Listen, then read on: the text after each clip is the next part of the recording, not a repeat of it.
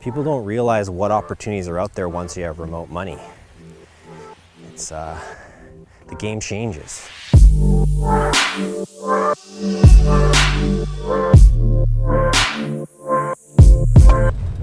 Just rolling out of the golf course, practice session done, back to the house, have some lunch, and then more content filming.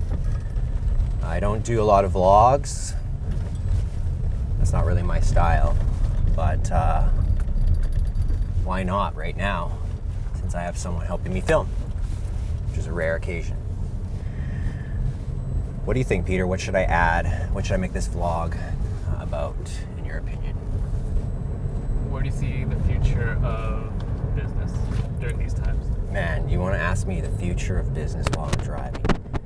Well, the future of business is wild. I mean, it's such a deconstruction of what is currently going on with tools, with communication methods. People are learning all about asynchronous communication, where you don't have to have a meeting, right? You don't have to get everyone there to be successful and make progress. And I think that is the number one change that's going on between 2020 and 2022, is the realization of how ineffective meetings truly are. So I've been using Slack for a while. It's a great tool, but now I'm on Yac Communications. You guys have got to check this out. YAC, it's a yellow app. These guys have something special. I've been using the app for about 3 months, and basically what it is it's Slack with audio and screen sharing. No text, but there is a transcription. Man, I just feel like there's so many cool features. Essentially, you can communicate with your team remotely by sending them a quick Yac Chat, but that audio could include sharing your screen, and it could include a file, and on the desktop version, and as well many others devices, I'm sure in the near future, if not already, is showing your face when you want it.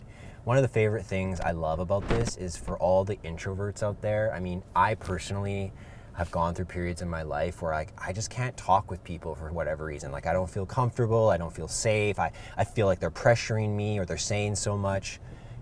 Even hearing someone's voice, it can trigger that. I know how that feels.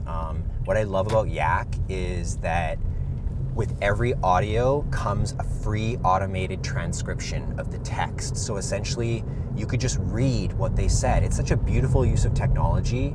And I mean, if you're introverted and you can't hear or visit or talk with someone, you've just got text communication. So it's built in, but it's not the default. And I just think hey, if you don't see what's the power of that, let me give you one example before we go here. This isn't even a vlog, this is a Yac promo. But I used to run this meeting every Monday for 1 hour, and I would ask 8 people to report to me one metric. Just one metric, that's all I needed to know, and I wanted everyone else to hear that. And we all had to get together, we're on different time zones, and some people, they can't make it all the time. We turned that 1 hour meeting into a 5-minute Slack session, 30-second message from everyone. I check it when I'm ready, when I'm available. I don't have to show up for this arbitrary metric counting. It's such a beautiful, 80 to 90% time savings of that one activity. So I think the future of work is about audio. And that's all I'm gonna say. You do whatever you want with that information, take action or don't, but just watch. It's all gonna be audio very, very soon. Guys, just check this out. This is the Yac app. I want you to take a look at this. Just press this button. Rich, moving over to the Yac here. The other thing too, it just hit. Right, he's just talking to me. I can press copy text. I can forward this message. I should be able to look into that. Let's see if I go up here, I click more. See, I can see the transcript from that audio. It's so nice. Go back, got all my conversations here. I can do channels. I can go to my whole academy all at once. They can ask me questions. So this Yac app really is serious, guys. Take a look at Yac. What's up? So when's that family channel? Family channel is silently in the works. We want to talk about, of course, Ikigai lifestyle design, but also how to have a natural life, natural childbirth, natural foods, natural living. It's coming, I think. I think the story of Rich UX will be expanded upon.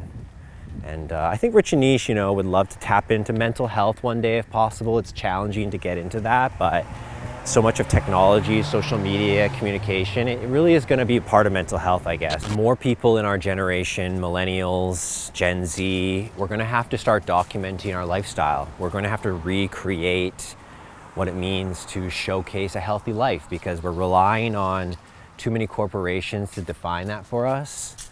And so families, men, women, content creators, it's actually what we're doing is we are creating the first documented base of life.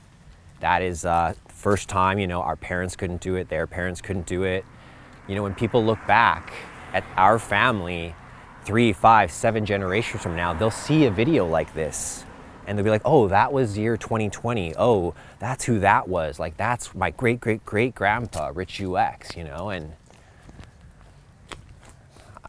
I think that's something really freaking crazy. And so what you have to recognize is that if you're going to document your life and make a legacy, you better do a good job. You better have good values.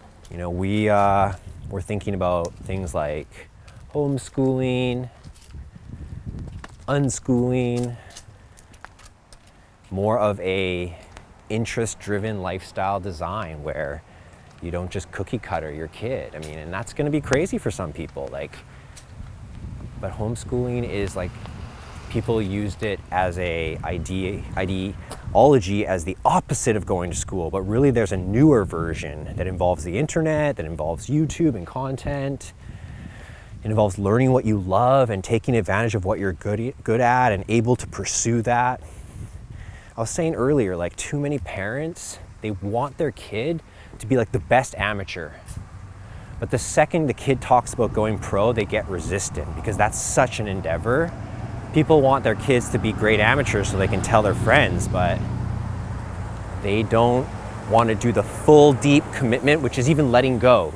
For someone to reach world-class levels, professional levels, the parents often have to let go and they have to be willing to sacrifice so that person can reach their absolute maximum potential based on what it is they truly enjoy, and not a pseudo potential set by arbitrary family cultural ideals. And we're a ways off, but I believe we're the generation to begin that. Valley, we got a little pop-up shop. What's the pop-up name called? Omiso. Omiso. Omiso. Check out this menu. Today we got special bows. We got pork belly, sable fish, the freshest sable fish in West Coast, British Columbia. Grilled tofu option for you vegans out there. But yeah, we're just out here having a normal kind of, what is it, Monday today? Monday lunch. Yeah, it's about relaxing, guys. Like I said before in other videos, hit that big domino, do the main stuff you gotta do every week. Let that push you and then go have some fun. Get out there, meet people. You wanna stay connected, especially as a marketer or communicator. Being connected is very, very important. It can't all be digital. Definitely wanna get into some real world relationships. All right, let's go eat our bows.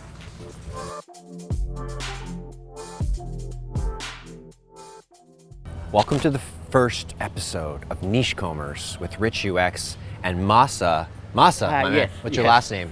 Masafumi Okuno. Masa Okuno. Yeah, Masafumi Okuno. And are you from Vancouver or Japan recently?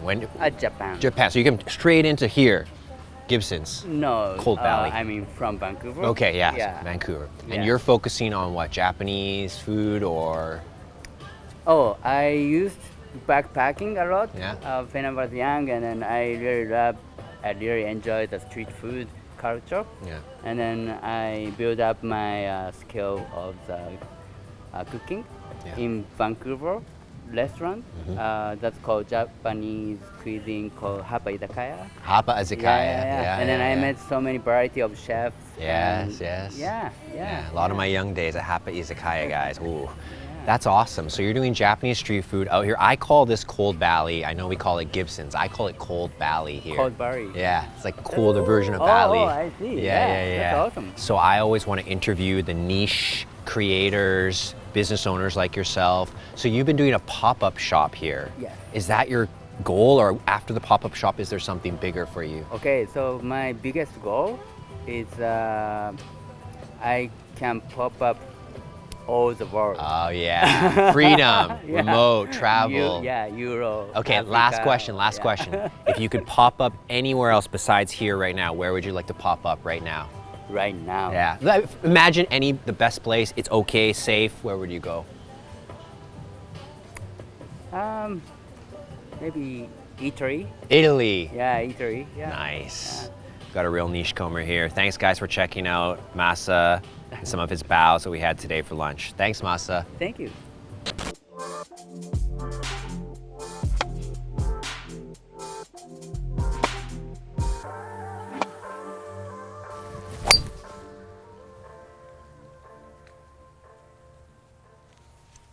Whew, smoked that one. What's up guys? Just here on the range, doing a little thinking. And I got some people in my DMs, what am I supposed to do? How am I supposed to take action? The main problem is people focus on small dominoes. And let me tell you what I mean by that. In life, in business, if we want to make massive progress every single week, we have to focus on the big dominoes. What's that one thing that if you did that, it would make everything else seem irrelevant? If you can focus on that, you're just going to be ahead of the game. You're not going to be wasting time. Before you know it, those things can become bigger than the thing you meant to do itself. Running a business is tough.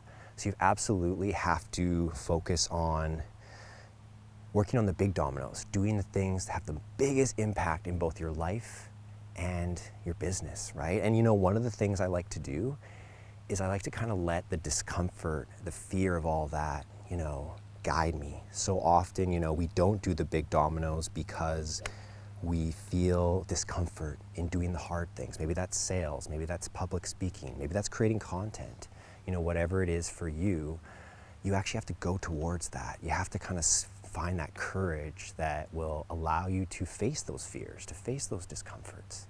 And I guarantee if you do that, you'll be knocking over a ton more of the big dominoes. We get so busy doing the small stuff, it doesn't even take us anywhere. We pretend that being busy is being an entrepreneur. It's not really. It's about doing the big stuff. And before you go, realize that you're on a journey. You're on a hero's journey, and you've got some dragons to slay.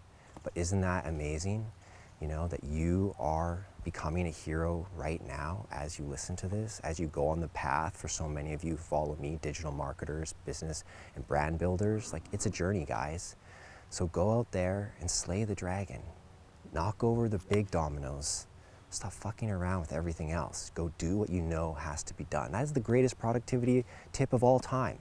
Do what must be done. All right, see you guys next time.